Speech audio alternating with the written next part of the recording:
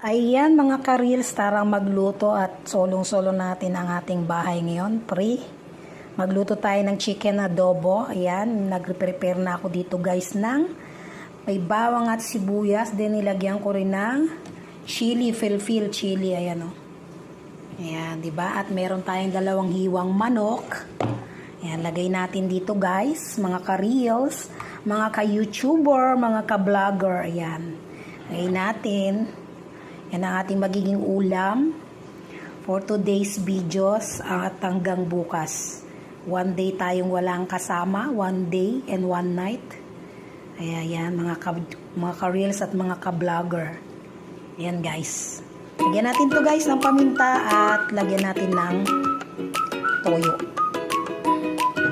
Ayan na nga guys, at wala tayong luya or ginger. Maglagay ako ng gloves para pantanggal lansa. Then, maglagay ako ng paminta. Ayan, ganito ko guys mag-adobo. Nasa inyo po kung anong type nyo o paano pamaraan nyo sa pag-adobo. Ayan, lagyan na rin po natin guys ng toyo. Ayan.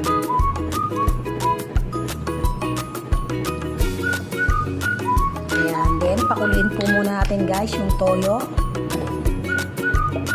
Ayan, direct po ako sa pag-adobo. Yan. Pakuluin muna natin guys yung toyo. Palalambutin ng kaunti yung chicken. Saka natin lalagyan siya ng suka mamaya or lemon. At syempre, buhay Pinoy, meron din tayong, of course, meron tayong rice. Ayan. Nagluto na ako ng rice.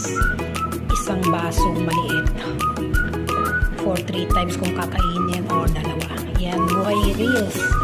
Buhay ka-YouTuber, buhay vlogger. Ayan na nga mga ka-YouTuber, ka-reels. Ayan na, kumukulo na po ang ating adobo.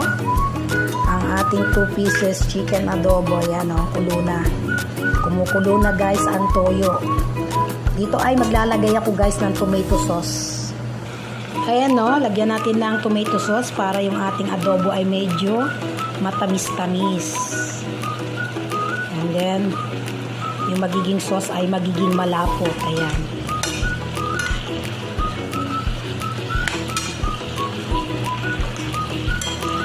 Ayan guys, kulong-kulo na siya. Pwede na rin po natin lagyan ng kaunting sabaw para yung ating chicken ay lumambot.